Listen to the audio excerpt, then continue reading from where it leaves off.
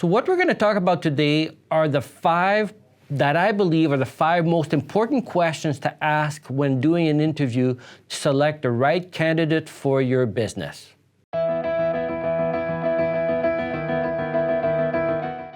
My name is Jean-Guy Talbot, and on this channel, what we do is we discuss points of interest as it relates to running a better business, but mostly to the point of running a better accounting or bookkeeping practice. Part of the challenge of hiring the right people is to try to find someone that you know will be there for the long term, who has the same core values, who are going to be a good fit for your organization.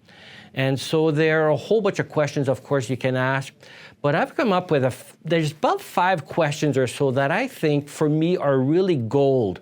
That when I ask those questions, it really brings out a lot about the person that we hire.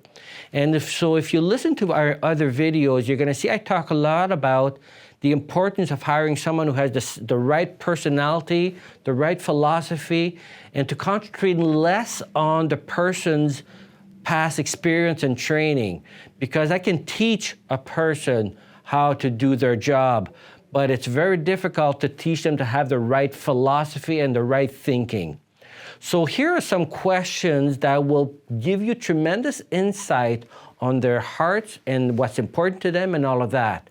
So I'm going to go over the 5 questions and then give you some insight of the things that I look for when asking those questions. One of the questions that I really like, the first one will be, tell me about the best job you've ever had and why it was the best job you've ever had. The second question, which is very similar but the opposite, is tell me about the worst job you've ever had and why was that your worst job. So the reason for these 2 first questions, it'll give you tremendous insight of what they like in a job.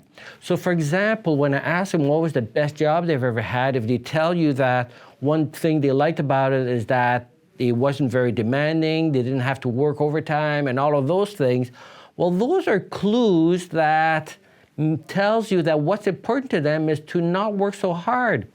But if on the other hand, they tell you that the best job they've ever had was working at this company where it was always challenging, there was lots to do, they were really pushed to go beyond their limits, well, those are the kind of candidates you possibly want. So when they describe the best job, you kind of get a sense, yeah, we would fit that criteria.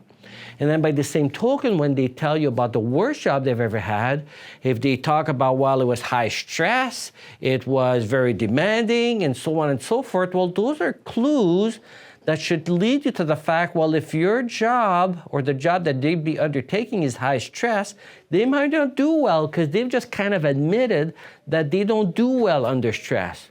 But if on the other hand, they say things like, well, the worst job I ever had was working at this store because I wasn't busy, didn't have much to do, I wasn't challenged, things like that, well, that will tell you that, okay, this is a person who wants to get kept busy, they want to be challenged, they want to be pushed, which again, for me anyways, those are the kind of people that I want. So those 2 questions will give you tremendous insight on what they're looking for in a job and what they like and dislike, and you'll be able to determine whether or not they will likely like working for you or not. But the other thing that I really like about those 2 questions is at the end of the interview, I tend to spend a little bit of time selling them on working for me. So then I tend to go back through those questions and say, hey, when I asked you what was the best job you've ever had, you said this, this, this, this. And I'm telling you, we've got all those things in spade. And then when I asked you what was the worst job you ever had, you told me this, this, this, this. Well, I'm telling you, that won't be a problem here. So as you can see, I can use now the answers that they've given me in selling them on the beauty of working for this organization. Question number 3 is similar to the first 2, is where I asked them, what is the ideal job? So I asked them to talk about the ideal boss, ideal employees, ideal conditions, ideal work, the amount of workload, and all of that. So by having them describe the ideal job, then again, you'll get a sense whether or not they'll be a good fit for your organization or not, and you're able to tick off to see how many of those things that they see as ideal that you can tick off or not. And then again, at the end, if you find that you've ticked off most of those things that they described as being the ideal job, you can kind of say, hey, when I asked you what was your ideal job, you said this, and I've got all of these in spades. So basically, clearly, I have for you, for your taking, the ideal job if you want it. So again, you can use their own information, I wouldn't say against it, but to some degree, to negotiate a better wages because they've just admitted to what they wanted, and you've just told them that you're giving them the ideal job. Number 4, a question that I've just very recently added to my repertoire that I really like is the following questions. If you could change something in your personality, what would it be? And I find that often gives them a chance to pause, think back, and then really get a sense of self-awareness. And I find that one of the things I look for in an employee is someone who can own their own weaknesses and really want to improve that. So oftentimes, I take a look as to what they've highlighted as a weakness, and if I can see, and I usually get a sense whether it's something that's sincere or something they just kept close to the surface. So that gives me a sense to what degree they are okay with being a little bit vulnerable and okay with opening up to the things that they may not be otherwise comfortable in sharing. Because I want people who are going to be honest with me, who are going to be sincere, and willing to, say, take a chance to some degree. So how they answer that question, I find, goes a long way in really discovering their true personality, as well as how they look at themselves, whether they are honest with themselves or not, which to me is really important. And then the 5th question is, I put in front of them a list of 5 things, and I asked them to rate the following 5 things in order of importance to them. So these 5 things are wages. How important is it that you be paid a really good wage? Number 2 is benefits. How important is it that we have tremendous benefits? Number 3 is other employees. How important is it that you work with a team that has that family environment and having fun and all that? How important is that to you?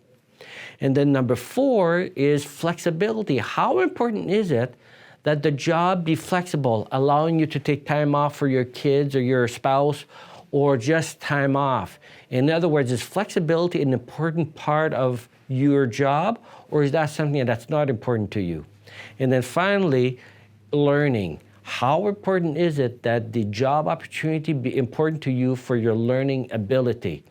And so I have them rate this thing from 1 to 5, 1 being the most important, down to 5. So usually for me, what I want to see is they put learning and other employees as number 1 and 2, because those are the kind of people I'm looking for. People who are hungry to learn and like working with other people and get a kick out of working with other people.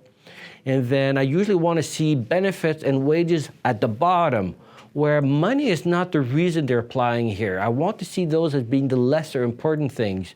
So ideally, I would like to see 1 and 2 being I'd like to see 1 and 2 being learning and other employees, number 3 being flexibility, and then number 4 and 5 being wages and benefits.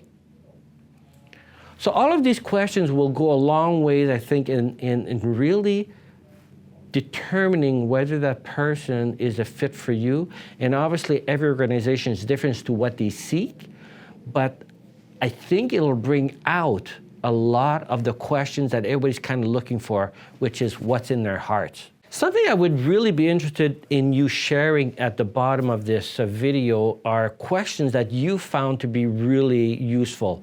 Because I'm always on the lookout, and every now and then I see a question, I thought, wow, that's a good question. And I would love for you guys to post at the bottom questions that you found really helped you in determining the right candidate for your organization, so that I and everybody else can learn from what you've learned in your experience in hiring other people.